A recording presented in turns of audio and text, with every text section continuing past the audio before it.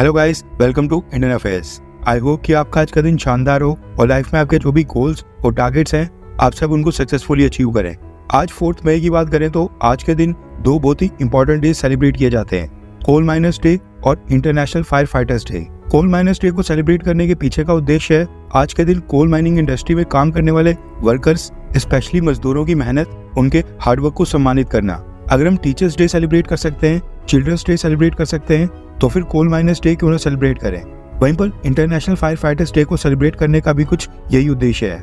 आपने देखा होगा कि जब भी कहीं पर आग लग जाती है, फायर फाइटर्स बिना अपनी जान की परवाह किए बिना उस आग में कूद जाते हैं और सिविलियंस को बचाने की पूरी कोशिश करते हैं, जिस दौरान कई बार फायर फाइटर्स की जान भी चले जाती है। ऐसे में इंटरनेशनल फायर फाइटर्स डे के दिन फायरमैन, फायर फाइटर्स के इसी बलिदान को पूरी दुनिया में सराहा जाता है। साथ में फायर फाइटिंग इंसिडेंट्स के दौरान जो भी फायर फाइटर्स मारे जाते हैं, आज के दिन उनको याद किया जाता है। बढ़ते हैं आज की टॉप 10 अपडेट्स की तरफ। सबसे पहली अपडेट आ रही है भारत और पाकिस्तान को लेकर। पिछले कल पंजाब पुलिस और NIA की एंटी टेरर स्क्वाड ने पंजाब के होशियारपुर से पाकिस्तान की इंटेलिजेंस एजेंसी ISI के एक जासूस को अरेस्ट किया है। ISI का स्पाई व्हाट्सएप और बाकी इंटरनेट एप्लीकेशंस के जरिए पाकिस्तान में बैठे अपने ISI के हैंडलर्स के साथ कनेक्टेड था और इंडियन आर्मी की डिप्लॉयमेंट को लेकर सेंसिटिव डेटा, लोकेशन और बाकी डिटेल्स पाकिस्तान की ISI को फॉरवर्ड कर रहा था। इसके मोबाइल फोन से कई सारे सेंसिटिव इंफॉर्मेशन वाले डॉक्यूमेंट्स और इंडियन आर्मी की डिप्लॉयमेंट से रिलेटेड काफी सारे फोटोज भी मिले हैं। इस व्यक्ति का नाम बताया जा रहा है हरप्रीत सिंह, जो कि तरन तारण डिस्ट्रिक्ट का बताया जा रहा है। इसके साथ ही ये भी खबर आ रही है कि ये व्यक्ति विजिटर वीजा के ऊपर 2 बार पाकिस्तान भी जा चुका है और वहां पर ये पाकिस्तान की इंटेलिजेंस एजेंसी ISI के ऑफिशियल्स के साथ भी मिला था। इन्वेस्टिगेशन अभी इनिशियल स्टेजेस में है। जैसे इस केस में आगे और चीजें रिवील होगी, हम आपको अपडेट करते रहेंगे। आज की सेकंड अपडेट आ रही है भारत और मालदीव्स को लेकर।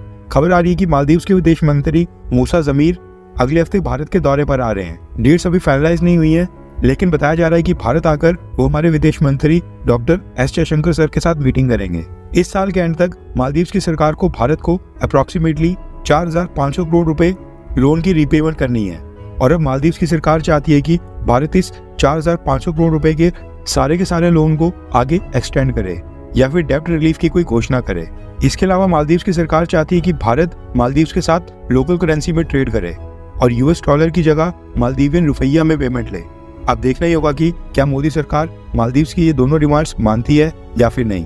आज के थर्ड अपडेट आ रही है भारत और कनाडा को लेकर। ये खालिस्तानी हरदीप सिंह निज्जर की हत्या से संबंधित है। हरदीप सिंह निज्जर की हत्या हुई थी पिछले साल जून महीने में। तब से लेकर अभी तक कनाडा की पुलिस उसकी हत्या को लेकर इन्वेस्टिगेशन कर ही रही थी। अब पिछले कल अचानक से कनाडा की पुलिस ने घोषणा की है कि हत्या के 11 महीनों के बाद उन्होंने इस असैसिनेशन में कुछ सस्पेक्ट्स को अरेस्ट कर लिया है।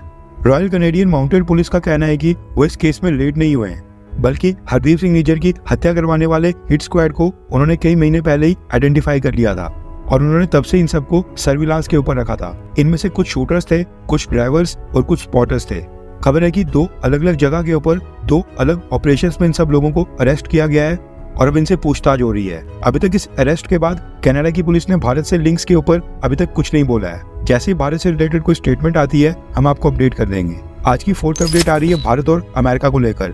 पिछले कुछ समय से अमेरिका की कई सारी यूनिवर्सिटीज और वहाँ के कई सारे कॉलेजेस में स्टूडेंट्स फलस्तीन के सपोर्ट में आकर वहाँ पर प्रोटेस्ट कर रहे हैं, जिस दौरान वहाँ पर हजारों स्टूडेंट्स को US की पुलिस ने अभी तक अरेस्ट कर लिया है। जो बाइडेन एडमिनिस्ट्रेशन फलस्तीन के सपोर्ट में प्रोटेस्ट कर रहे स्टूडेंट्स के साथ काफी सख्ती से पेश आ रहे हैं और वहाँ पर प्रोटेस्ट को दबाने की कोशिश की जा रही है। यूनिवर्सिटीज और कॉलेजेस को कहा जा रहा है कि प्रोटेस्ट करने वाले स्टूडेंट्स को सस्पेंड किया जाए और अब वहाँ की यूनिवर्सिटीज और कॉलेजेस ऐसा कर भी रहे हैं। अब इस चीज को लेकर भारत की सरकार की तरफ से एक स्टेटमेंट सामने आ गई है और इस बार भारत ने लोकतंत्र के ऊपर अमेरिका को ज्ञान दिया है, सेम वैसे जैसे अमेरिका भारत को दिया करता था।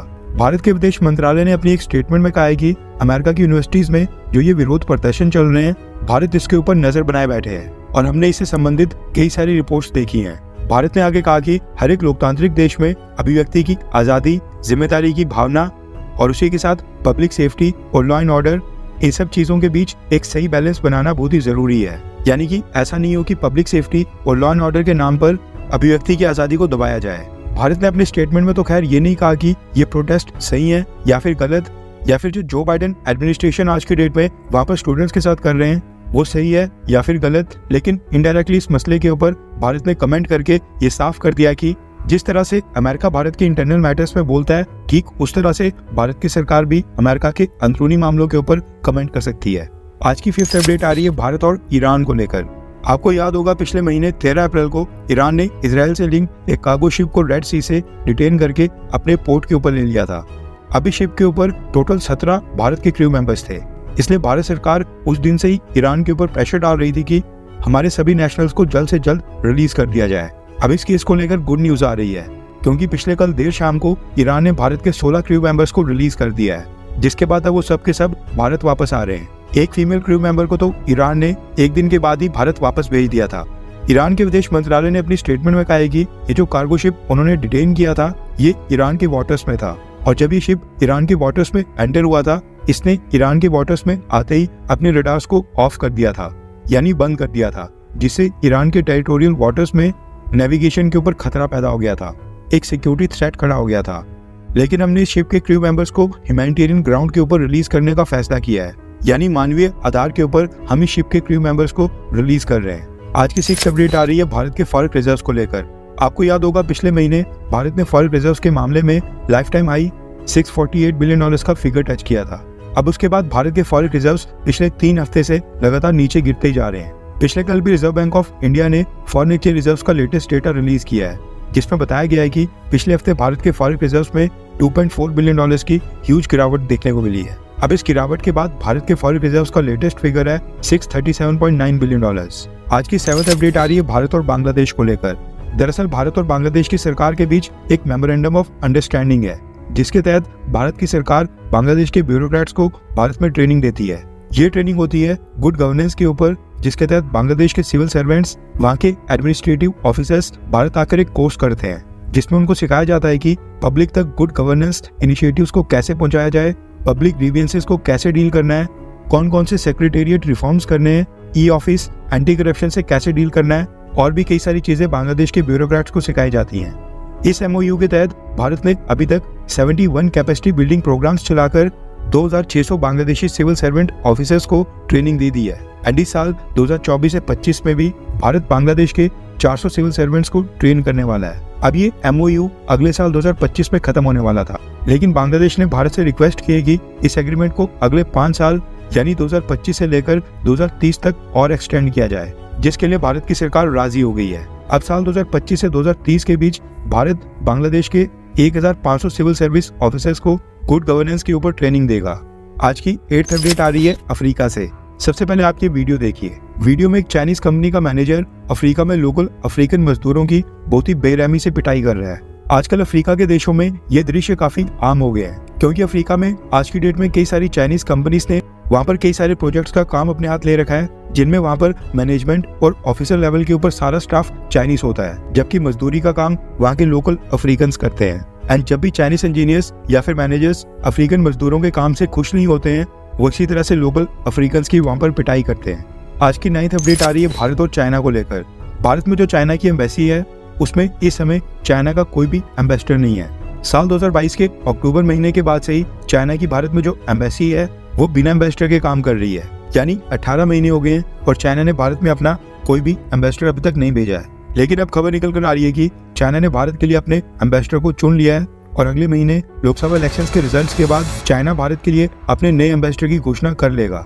हिंदुस्तान टाइम्स की रिपोर्ट के मुताबिक भारत में चाइनीज एम्बेसडर की पोस्ट के लिए शू फिए होंग का नाम सामने आ रहा है, जो कि चाइना के इस समय assistant minister of foreign affairs है, यानी एक तरह से चाइना में वहाँ पर डिप्टी फॉरेन मिनिस्टर है, और ये पोस्ट फॉरेन मिनिस्टर के बाद सेकंड हाईएस्ट पोस्ट होती है। आज की 10th अपडेट आ रही है लोकसभा इलेक्शंस को लेकर। दरअसल भारतीय जनता पार्टी ने लोकसभा इलेक्शंस के कैंपेन के लिए एक वीडियो रिलीज किया है, जो कि बहुत ही इंटरेस्टिंग है एंड आपको भी देखना चाहिए। क्या क्राउड सपोर्ट है यार बंदे को। हाँ यार, हर सीजन में बंदा है ही ऐसा, जहाँ जाता है सब सपोर्ट करते हैं। क्राउड सपोर्ट से कुछ नहीं होता, क्रीज पे टिकना भी होता है। अब परफॉर्म भी करना पड़ता है। क्रीज, अरे हम तो बात कर रहे हैं मोदी की। मोदी। हाँ, जो 10 सालों से परफॉर्म कर रहा है, इसीलिए तो पूरे देश का सपोर्ट है। जीतना है भारत को हर बार, फिर एक बार मोदी सरकार। अब ये वीडियो अपने चैनल के ऊपर दिखाने का ये मतलब नहीं है कि हम बीजेपी को सपोर्ट करते हैं। वीडियो काफी इंटरेस्टिंग था, इसलिए हमने सोचा कि आपको भी दिखा दें, ताकि आप भी इसको मिस ना करें। बाकी आपने जिस भी पार्टी को वोट करना है वो आपकी मर्जी। बस नीचे कमेंट करके बताएं कि क्या आप इस लोकसभा इलेक्शन में वोट डालने जा रहे हैं, हाँ या फिर ना। आज के लिए बस इतना ही। जय हिंद, वंदे मातरम।